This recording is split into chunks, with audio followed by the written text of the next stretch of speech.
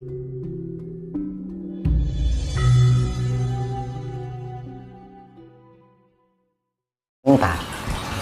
harapan itu tumbuh dari karsa, dan karsa itu akan menghasilkan rasa pamrih. Gitu. Ujung-ujungnya apa jenenge yang namanya punya keinginan pamrih nah ini. Tapi bisa ya Mas Yunus, misalnya kita meminta tapi Mas ya nyadong lah, nyadong apa sih Mas? misalnya ya mendapat titisan lah, Gak bisa, nggak karena bisa. itu pilihan gitu. Nah bagaimana kita agar menjadi orang yang terpilih, pinilih ini? Ya. Ya kita lakukan kewajiban dulu, jangan memikirkan hak. Ketika kita masih memikirkan hak, tidak ada ketulusan di dalam diri, karena ada tendensi ya, ono buntute gitu. Orang kalau mempunyai keinginan karena ada pasti ada buntutnya. Nek orang tidak keturutan keinginannya, yang timbul apa? Orang kalau menginginkan sesuatu, kalau kita tidak tercapai sesuatu kan mesti buntutnya nyelempak ya. Buntutnya nyamplok kiwa tengen ya. Ngawur. Nah gitu loh, tahu maksudnya? Nah, Siap. gitu. Marah-marah, akhirnya ngomongin di belakang, wah gini, nah timbul pikiran negatif lagi, gitu. Timbul kebencian lagi, akhirnya timbul energi yang negatif, akhirnya energi negatif menghasilkan karma buruk. Nah karma buruk akhirnya kita mendapatkan karma ketika karma datang menyalahkan keadaan, padahal kelakuannya apa itu kan gitu. Makanya itu. Makanya lakukan tindakan berdasarkan kita kewajiban berdharma. Hidup itu kan harus punya berdharma. Berdharma itu adalah kewajiban. Nah, kewajiban itu didasari dari kesadaran diri. Nah, kenapa kita harus mempunyai kesadaran diri? Lah apa urip ya mau teko juk apa sing gawe awake dhewe? Apa dunia iki sing gawe mbae dhewe. Nah, kesadaran diri apa loh? Ya kita makanya ketika kita menyembah lautan, kita ada yang menghina, bilang menyembah berhala. Yang menghina itu tidak tahu diri. Nah itu, ya kan? Ketika kita sedekah bumi dianggap itu kafir. Yang mengatakan itu adalah orang yang tidak tahu diri. Ya betul. Manggone cik butuh lama. Ya. Oh iya Mas Tinus. Makan tumbuh dari tanah. Kita makan sehari-hari yang kita butuhkan, kita sadari itu. Makanya aku pernah bilang, ketika kita minum itu kita sadari. Wah rasanya kopi ini ya enak tenan ya. Nah ini rasanya pahit tadi lagi gitu. Rasanya sedep nikmat gitu. Lah kok iso jadi kopi mergo enek bahan gitu. Terus kita berdiam diri di bawah pohon beringin misalnya, wah seger pian, enak wit-witan, enak wit-witan ya panas ya, kan kita sudah memayungi kali sama itu tanaman. Makanya dengan keadaan seperti itu kita harus mempunyai pola pikir yang namanya hamemayu hayuning bawono. Nah, sedekah alam itu adalah hamemayu hayuning bawono. Nah, itu tumbuh dari mana? Hamemayu hayuning diri. Ketika kita bisa memayu hayuning diri, otomatis kita akan memberikan hamemayu hayuning bawono, juga hamemayu hayuning sasama atau sasona. Nah, kita menghidup. Oh ternyata ketika kita duduk di bawah pohon itu sejuk ya. Berarti penting kan? Zaman saya ini malah ikutan didoli, jadek duit dilempet kan, lebok kini ATM kan, akhirnya bang bisa seneng ya toh. Tukok kain, tukok kuwi, berarti wah aku iso di mobil, akhirnya buka iguan diri. Oh aku iso loh ini. Nah, ya. Orang kalau orang merasa mampu dari jalannya itu sudah lain. Iya. Gimana?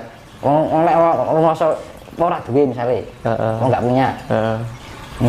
Nah, ketika kaya wah aku omongannya sudah merasa mampu. Nah itu jebakan-jebakan yang seperti itu yang kita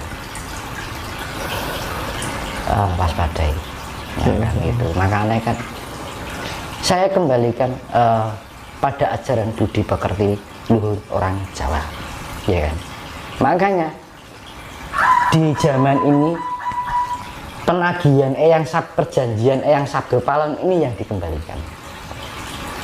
Manusia harus bisa memayu hayuning diri. Ketika manusia bisa memayu hayuning diri, maka dia akan bisa mampu memayu hayuning bawono, memayu hayuning sasono.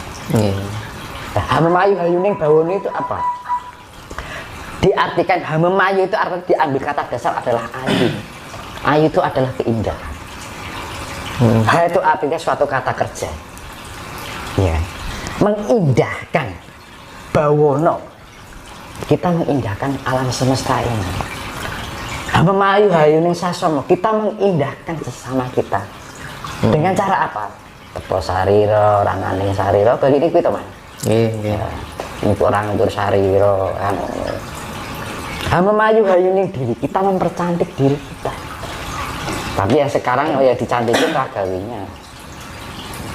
Ketika kita mampu mempercantik jiwa kita, otomatis raga kita juga akan terawat. Tapi ketika orang mempercantik ragawinya, belum tentu jiwanya bagus karena wadah. Barang nek wadah ya apik durung karo sini apik. Nggih. Itu zaman sekarang kan ya makanya dibilang orang hanya memandang sebelah mata, itu kan zaman sekarang kan gitu. Sing di sawam jogone tok kan gitu kan. Makanya menilai keburukan dan ketidakburukan orang lain itu kan zaman sekarang hanya sebatas kulit gitu. Makanya ilmunya ilmu kulit juga. Makanya itu dikembalikan agar manusia semua di Nusantara ini biar memahami ilmu daging kan gitu. Wah ini daging semua kan. Rasanya enak kan. Nah, makanya seperti itu. Nah makanya ini saya kembalikan dengan perjanjian yang Sabdo Palon dengan angka kunci 729 kalau disatukan menjadi angka 9, itu adalah awal menuju suatu kejayaan. Karena kejayaan itu sifatnya ada dua, fisik dan non fisik. Ya kan? Pembersihan secara fisik, pembersihan secara jiwa. Ya. Mulai di dalam pewayangan itu disimbolkan senjatanya Antasena dengan Wisanggeni. Ya, ketika Wisanggeni dan Antasena sebelum Baratayuda dimulai, disuruh sama Sang Yang Menang dan diberikan satu senjata yang namanya Godo Inten. Ya, untuk membunuh siapa? Batara Kala dan Batara Durga. Batara Kala dan Batara Durga itu adalah Angkara Murka. Nah, target utama dalam bencana korban ini yang menjadi pembersihan ini adalah Angkara Murka. Angkara itu keegoan, keemosional, keakuan. Angkara Murka itu adalah kemurkaan itu sendiri, merasa tidak cukup dengan apa yang ada. Makanya wong Jawa ngajari wong urip iku kudu narima kan gitu kan. Akeh sithik kudu diterima. Nah, makanya kembali kenapa disimbolkan Godo Inten? Intan itu adalah logam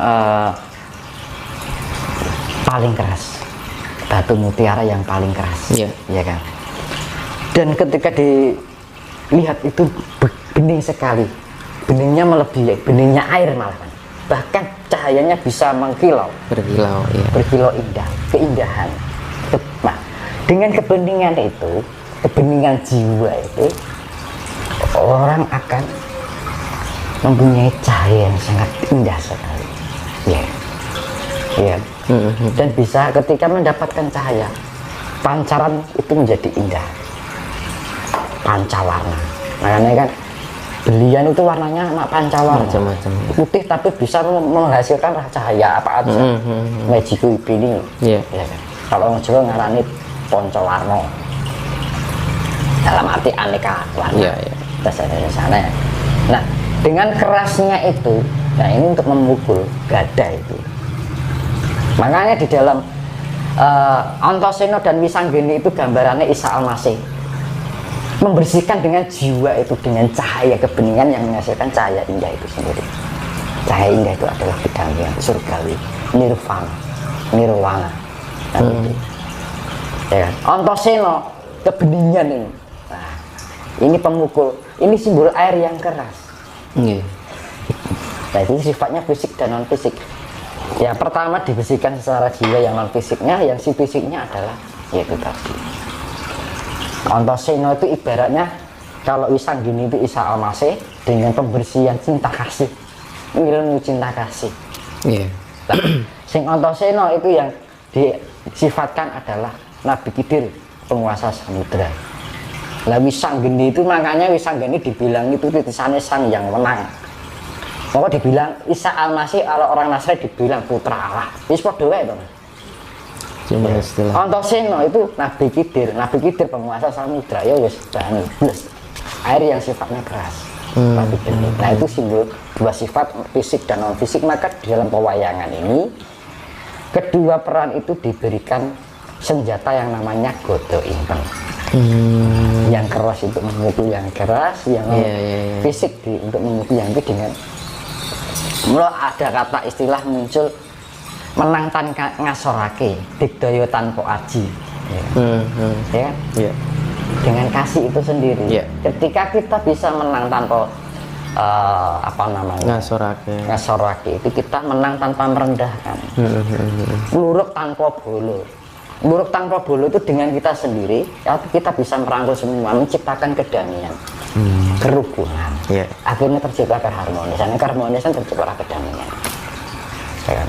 Digdaya tanpa aji, ya kita ya mau digdaya tanpa aji loh, ilmu bejo. Ya tak? Kita sakti, orang bejo itu sakti loh. Ya tak? Paling sakti ya. Tapi nggak punya aji-aji. Gitu.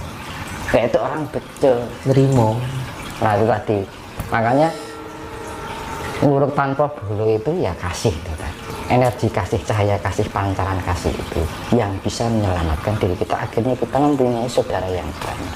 Akhirnya musuh menjadi teman, saudara. Nah, itu nguruk tanpa. Menang tanpa soraki, kita tidak merasa diri besar diri, ego diri. Ya. Dengan cara itu, dengan sikap kerendahan hati, kita akan disayangi oleh banyak orang. Karena orang itu pasti memikir salut ya, orang kok orangnya seperti itu, kok rendah hati.